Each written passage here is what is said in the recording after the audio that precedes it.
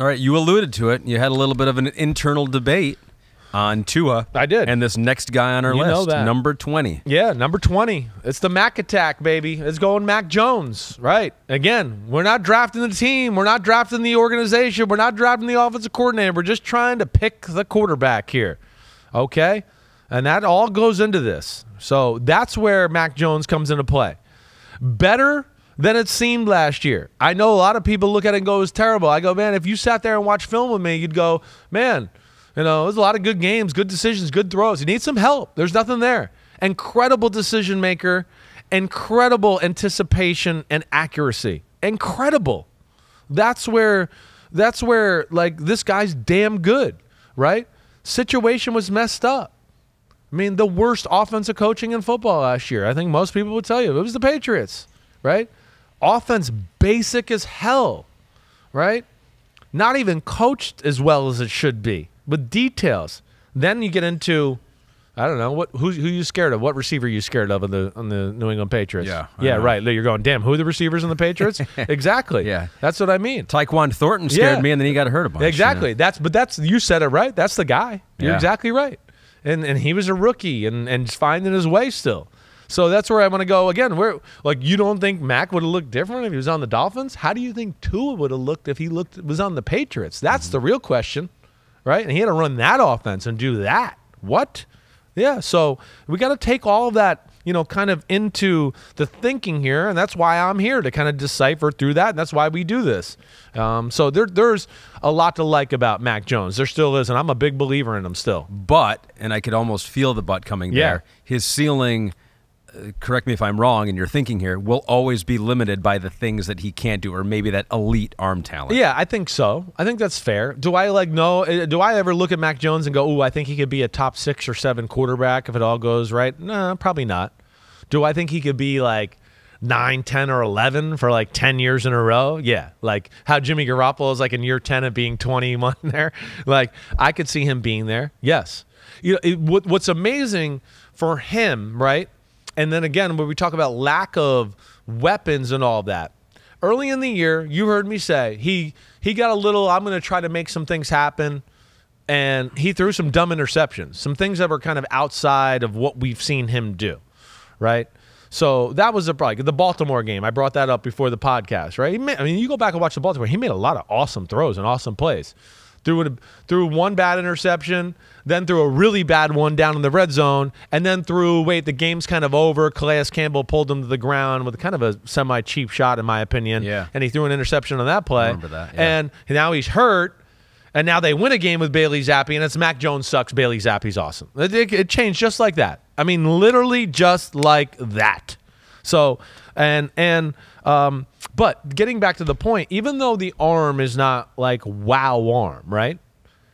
It's above NFL average, and because of the other things what I talked about, his anticipation, his accuracy, his ability to hang in the pocket and see in the field and all that, he makes a number of unbelievable, power throws. Like what's an example of something that made you go, wow, with his anticipation that it's at a higher level than most other quarterbacks out there? One, like open is not, like, how we talked about with Justin Fields, like say like in an in-cut or a crosser where you go, wait, the receiver's got the guy beat by like a yard. That's open in the NFL. Where Justin Fields, I'm like, oh, that's a little tight. Like Mac is like, no, this guy's like on him like glue. And he's like, no, his right shoulder pad has a spot there that's open. I can hit that. So he has the great confidence there. But then he has a great ability to he knows the defense and what might be available, right? Before the snap. And that's what a lot of good quarterbacks do. Ooh, I like this play against this coverage. This guy might be open, right? Yeah. So he has a feel for what might be coming, right? Where I could tell you some other quarterbacks that we've talked about already, they don't have that feel. That's what I mean by natural feel. But like, what game was it? I think it was the Vikings game. I was watching throws from the Vikings game. He throws a crossing route, and Harrison Smith is there, right? But Harrison Smith, like he took a step up too far, so he sees that. But it's Harrison Smith still there. But as he's getting ready and still looking at it, he notices that Harrison Smith has turned his back a little bit, so he can't really see. Even though this is going to be tight, he's not going to be able to make a play on the ball because he's not really seeing me throw it. It doesn't see me releasing it, right? And those are things where I go, that's like year 5 quarterback throw right there. That's guts, accuracy, feel, anticipation, let alone the guy was being covered by a crossing route. But the real thing was like, oh, wait, I could drop it over there. And yeah, it's going to be tight. And Harrison Smith is damn good, and he's going to be there. But he ain't looking right now. His body's not in the position to make the play. And that, to me, is what he has. And, again, that's where you chopped off one of his great attributes last year by putting those offensive coaches with him. He is one of those guys, and, we've hit on this. Kirk Cousins, him, the reason, like, the Shanahans of the world, the McDaniels of the world like these guys because they go, wait, I have a ton of answers, and they can handle them all. They can digest it all at the line of scrimmage in the huddle and when they draw back, and that's where his great strength is, and that was taken away from him last year. Yeah, and despite what they had going on last year with Matt Patricia, his numbers, they dropped off, but they didn't drop off a cliff. The touchdowns and interception ratio was worse, but, yards per game was about the same here.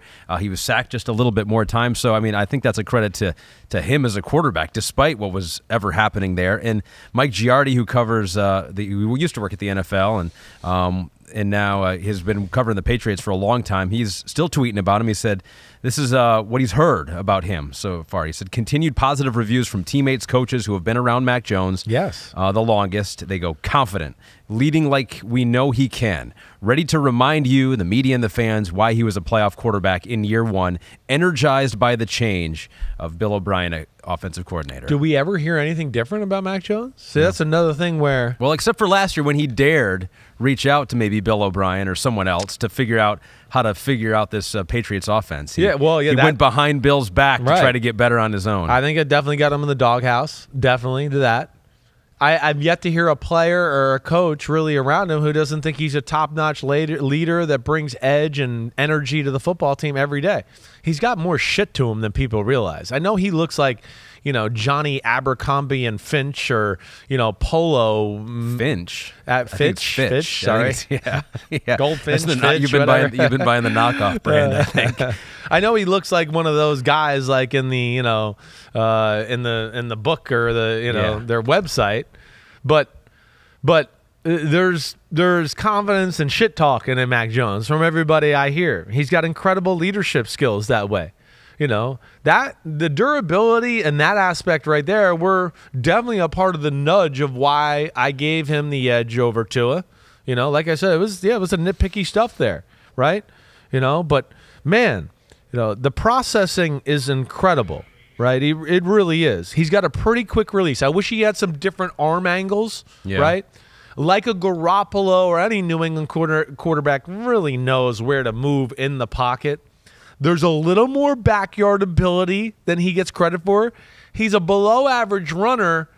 He is a barely above-average scrambler. Okay, that's where I'd say, too. He does get out of the pocket and on the run or set up and make 1 or 2 more throws a game than you think he does, right? I know he looks like Johnny prototype quarterback and he's going to pat the ball. But, like, every game I watched, I went, oh, well, yeah, I forgot he could do that. Damn, that was a good play right there. Oh, that was a good throw on the run, right? He's got all of that. And his downfield throwing is really good. Now, shit offense with not one guy you're scared of, that's hard to be looking good at quarterback. What about now, though? MJ Fly says, do you think the Patriots have done enough this offseason to address their offensive concerns? So they've added Juju at wide receiver, Mike Gesicki at tight end as well. I love that. I love both of those. Here's the first, just to hit it. I don't mean to interrupt you. No, that's good. They're great.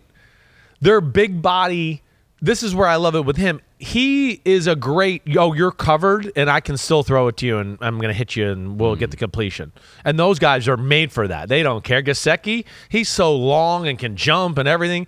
It's like that's jump balls, back shoulders to him and Juju are a perfect fit for him. Yeah, and Riley Reif on the offensive line, so maybe a little bit more protection there for him. Right. So who knows? And yeah, Tyquan Thornton, like I mentioned before, get him speedster. Going. Yes. This could be good. And Ramondre Stevenson, we know what he can be as a running back in this running game for them. So this could be more exciting. And I'm curious if you made this ranking before you knew that Mac Jones was a Swiftie, or at least he's supporting his girlfriend Sophie, who is a Taylor Swift fan. Here they were at the concert. He is a confirmed Swiftie, and look, I mean, he's rocking the. What is that? When I first saw it, I was like, is he part of the stage act with Taylor Swift? Was he the background dancer in that? What the hell's he doing? That's the most pizzazz I've ever seen the guy wear right there. I can't even believe it. I was shocked. I really thought he was part of the concert. Strikes me as a little bit like someone his girlfriend picked that out for him. I don't know that he necessarily chose that off the rack. Is that his girlfriend? I think so. Well, okay. The one next to I was his like, side. oh, he's there. He's trying to take a shot with Taylor Swift. That's why I thought he was there. Yeah, up on stage dancing with her. Yeah, Mr. Kraft, can you give me a backstage pass for the Taylor? I've never met her. I'd like to meet her. I'm a good scrambler. I'm a good dancer too. Right. Well, cool. He's having fun. That's good to see. Someone around the Patriots organization smiling. You don't often see that. So I think that's a good. Hey, you're right. That place is tough and can be negative on the day after they won the Super Bowl. So they need some smiles and some positive energy. I think Billy O'Brien's going to be a breath of fresh air for that whole football team. Mac Jones. And like you said, kind of sneaky good talent they got kind of. They got a chance that, with some of the additions and some guys getting older where you go, ooh, can they – again, it's the Patriots. Yeah, I'm going to pick them fourth to win the AFC East, but damn, there's still a lot of good where, you put them in the NFC South, I go, they're going to win the South easy. Yeah. You put them in some other divisions, you go, no problem, but that's where it's tough. Yo, thanks for watching, homies. It's the off season, but there's no off season for us here at Unbuttoned. Me, Ahmed Fareed, we're going to hit all the stories. So hit subscribe for us, okay? We got a ton coming up. My draft prospect rankings, my Simms top 40 quarterback countdown, and videos of me and NFL QBs playing catch and talking about their development and mechanics. Again, thanks for watching. Remember to subscribe. Peace out, homies. See you soon.